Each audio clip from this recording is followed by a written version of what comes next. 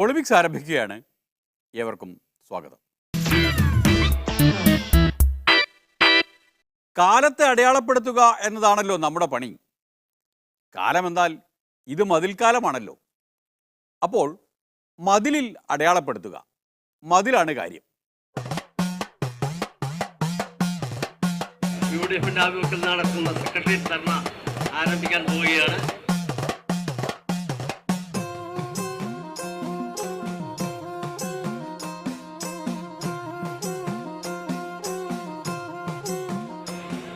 ഈ യോഗം ഔപചാരികമായി ഉദ്ഘാടനം ചെയ്യുന്നതിന് വേണ്ടി പ്രതിപക്ഷ നേതാവ് ശ്രീ രമേശ് ചെന്നിത്തല അവരെ ക്ഷണിക്കുന്നു. എന്തിനാണ് ഇവിടെ കേരളത്തിലൊരു മതിലുണ്ടാക്കുന്നത്? ആർക്ക് വേണ്ടിയുള്ള മതിലാണിത്? മതിലുകൾ പൊളിക്കാൻ ആളുകൾ ആഹ്വാനം ചെയ്യുന്ന ഒരു കാലഘട്ടത്തിലാണ് നാം ജീവിക്കുന്നത്. ഇവിടെ ഇടതുപക്ഷ ഗവൺമെന്റ് ഒരു വർഗീയ മതിലാണ് ഇവിടെ തീർക്കുന്നത്. 1000 വട്ടം ഞങ്ങൾ പറയും ഇതൊരു വർഗീയ മതിലാണ് എന്നുള്ള കാര്യം. ചെന്നിത്തലയും മുനീറും വർഗീയ മതിലാന്ന് പറഞ്ഞ് ഈ പ്രചരണം ഞങ്ങൾക്കെതിരെ നടത്തി മനോരമയും പത്രങ്ങളും മനോരമയും എല്ലാം ഞങ്ങൾക്കെതിരെ പ്രചരണം നടത്തും തോറും ഞങ്ങളുടെ മതില് ജനങ്ങളുടെ ഹൃദയങ്ങളിൽ. കേരളത്തിന്റെ നവോത്ഥാന പ്രവർത്തനങ്ങൾക്ക് നേതൃത്വം കൊടുക്കുന്ന കാര്യത്തിൽ ഹിന്ദുക്കൾക്ക് മാത്രമാണോ പങ്കുള്ളത്? ഹിന്ദുക്കളിലെ ഏതാനും വിഭാഗങ്ങളെ മാത്രം വിളിച്ചുകൂട്ടിക്കൊണ്ട് എങ്ങനെ സർക്കാർ ഒരു മതേതര മതിൽ ഉണ്ടാക്കും? സർക്കാർ എന്തുകൊണ്ട് ക്രിസ്ത്യൻ സഭകളെ വിളിച്ചില്ല? എന്തുകൊണ്ട് മുസ്ലിം സംഘടനകളെ വിളിച്ചില്ല? സർക്കാർ വിളിച്ചത് 190 ഹിന്ദു സംഘടനകളെയാണെന്നാണ്. അതിൽ പങ്കെടുത്തത് 80 പേരാണ്. അവരിൽ തന്നെ പകുതി പിന്മാറി. ഇപ്പോൾ സർക്കാർ ആരെ വെച്ചിട്ടാണ് ഇത് നടത്തുന്നതെന്ന് എനിക്കറിയില്ല. നവോത്ഥാന പ്രസ്ഥാനത്തിന്റെ ആളുകളെ, പിന്നോക്ക ദളിത് ജനവിഭാഗങ്ങളെ, അങ്ങനെയുള്ള ആളുകളെ വിളിച്ചു. അതിനകത്ത് നവോത്ഥാനത്തിൽ പ്രവർത്തിച്ച NSSനെ വിളിച്ചു. അവർ പോയില്ല. അവരെ വിളിച്ചു. കുറേ അധികം ആളുകളെ സംഘടനയെ വിളിച്ചു. കുറച്ച് പേര് പോയില്ല, കുറേ ആളുകൾ പോയവരൊക്കെ കൂടെ ചർച്ച ചെയ്ത് ഇങ്ങനെ തീരുമാനം എടുത്തു. ഏതാനും ഹിന്ദു സംഘടനകളെ മാത്രം വിളിച്ചു വരുത്തിക്കൊണ്ട് ഒരു മതിൽ നിർമ്മിക്കുമ്പോൾ അതിനെ വർഗീയ മതിൽ എന്നല്ലാതെ ഞങ്ങൾ എന്ത് വിളിക്കണം? ഏത് അടിമുടി ഒരു വർഗീയ മതിൽ തന്നെയാണ്. ചെന്നിത്തല പ്രതികരിക്കാതിരുന്നെങ്കിൽ തന്നെ ഇത് ഇത്രയും അങ്ങ് കേൾക്കുകയല്ലേ. ഇതിപ്പം എല്ലാവരും കൂടെ പ്രതികരിച്ച് മുനീറാണ് ഇത് വർഗീയതയാണെന്നാണ് പറയുന്നത്. അയാൾക്ക് ഈ വർഗീയതയും പിന്നെ ഈ അല്ലാത്തതും എന്താണെന്ന് തിരിച്ചറിയാൻ മേലാത്ത വിവരദോഷമാണ് അയാൾ പറഞ്ഞത്. നിയമസഭയിൽ തന്നെ പറഞ്ഞതാണ്. അതുകൊണ്ട് വനിതാ മതിൽ ഭയങ്കര സംഭവമാകാൻ പോകുമല്ലേ. ഈ വർഗീയ മതിലിൽ കേരള ആത്മാഭിമാനമുള്ള ഒരു കേരളീയനും പങ്കെടുക്കാൻ പോകുന്നില്ല എന്നുള്ളതാണ് യാഥാർത്ഥ്യം. പിന്തുണ പ്രഖ്യാപിച്ച മഞ്ജു വാര്യർ ഇന്നലെ പിന്തുണ പിൻവലിച്ചിരിക്കുന്നു. ആളുകൾക്ക് കാര്യങ്ങൾ ബോധ്യമാകുമ്പോൾ ഓരോരുത്തരായി പിന്മാറുകയാണ്. മഞ്ജു വാര്യരെ ആശ്രയിച്ചാണോ ഞങ്ങളിത് പ്രഖ്യാപിച്ചത്? അതൊന്നും അവരാദ്യം വേണ്ടത്ര ആലോചിക്കാതെ പറഞ്ഞു കാണും. പിന്നെ അവരാലോചിച്ച് വേണ്ടെന്ന് വെച്ച് കാണും. ഇതുതന്നെയല്ലേ ആശാനെ ചെന്നിത്തലയും പറഞ്ഞത്? ആലോചിച്ചപ്പോൾ അവരങ്ങ് മാറി എന്ന്. ആളുകൾക്ക് കാര്യങ്ങൾ ബോധ്യമാകുമ്പോൾ ഓരോരുത്തരായി പിന്മാറുകയാണ്. അതൊക്കെ പോട്ടെ, ഈ മതില് പണിയാനുള്ള ഫണ്ട് എവിടെ നിന്നാ? കടൽ ഭിത്തി പോലും കെട്ടാൻ കാശില്ലാത്ത കാലത്ത് ഈ കരമതിൽ പണിയാൻ കാശ് എവിടെ നിന്നാ? ചീഫ് സെക്രട്ടറി ആദ്യം ഒരു സർക്കുലർ ഇറക്കി.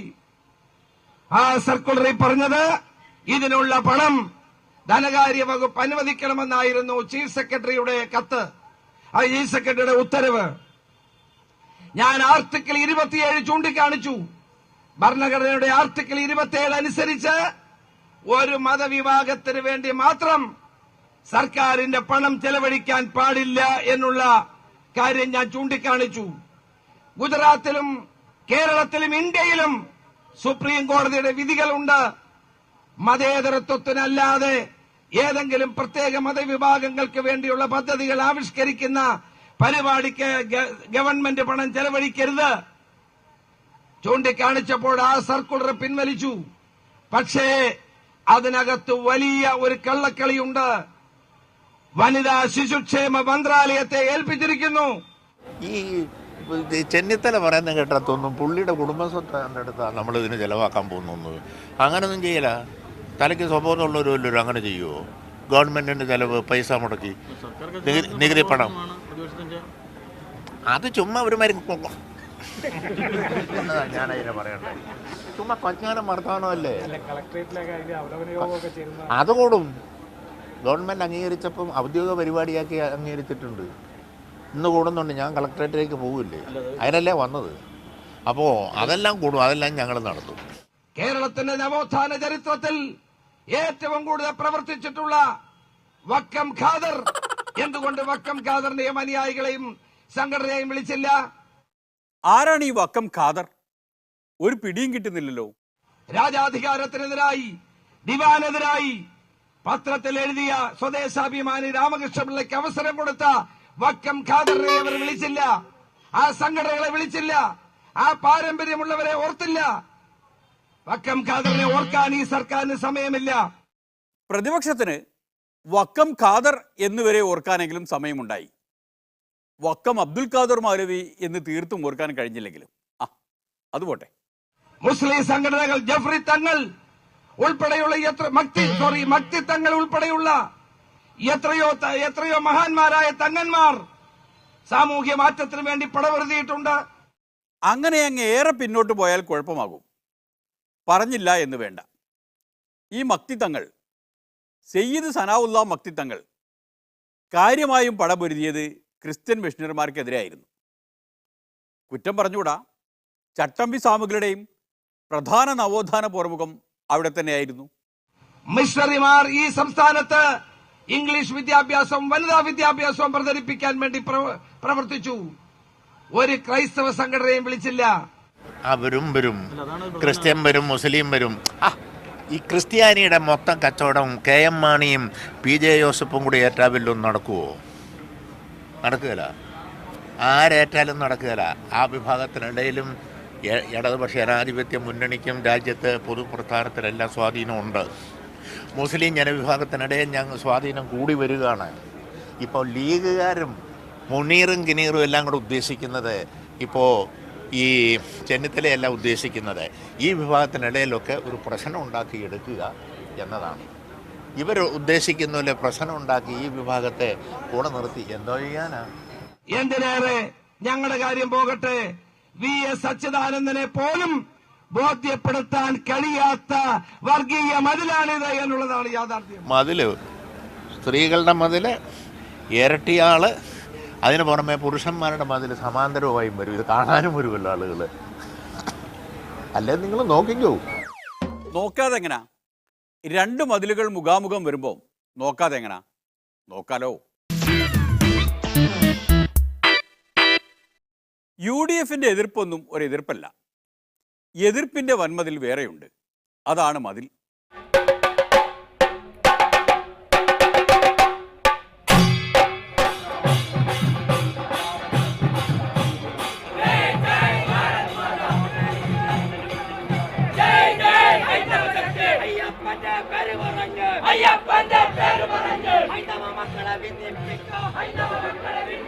മതതീവ്രവാദത്തിന്റെയും മതപരിവർത്തനത്തിന്റെയും ലൗകികാദിന്റെയും ഭീകരത അനുനിമിഷം വർദ്ധിച്ചുകൊണ്ടിരിക്കുന്ന ഈ സാഹചര്യത്തിൽ ഹിന്ദുവിന്റെ നിലനിൽപ്പ് പോലും ചെയ്യേണ്ടി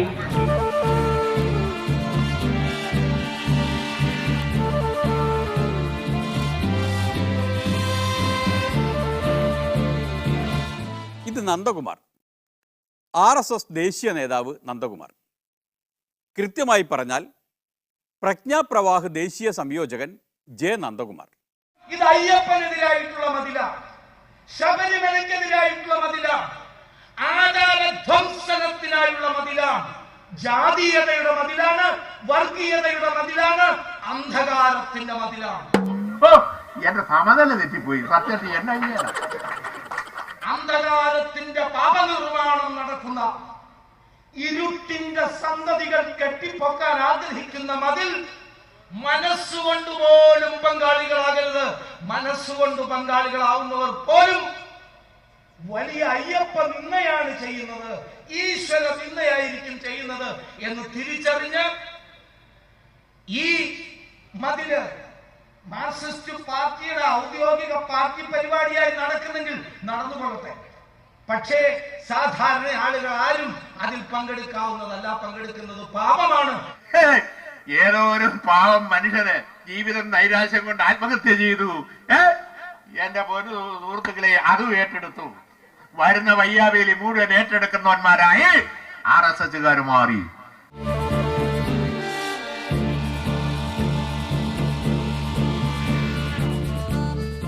ഇത് വത്സൻ പോലീസിന്റെ മൈക്ക് സെറ്റ് ഏറ്റെടുത്ത, ശബരിമലയിലെ ക്രമസമാധാന ചുമതല ഏറ്റെടുത്ത വത്സൻ തില്ലങ്കേരി. ജനുവരി മാസം 1-ാം തീയതി CPM-ന്റെയും ഗവൺമെന്റിന്റെയും നേതൃത്വത്തിൽ ഒരു മതിൽ സംഘടിപ്പിക്കുകയാണ്. ആ മതിൽ എന്ന് പറയുന്നത് അതിന് പുറകിൽ ഒരു കാഞ്ഞ ബുദ്ധിയുണ്ട്. അതിന് പുറകിൽ വലിയൊരു ഗൂഢാലോചനയുണ്ട്. ആ ഗൂഢാലോചന എന്താണ്? ജനുവരി മാസം 22-ാം തീയതി സുപ്രീം കോടതിയിൽ ശബരിമലയുടെ കേസ് വരികയാണ്. പുനർവിചാരണ വരികയാണ്.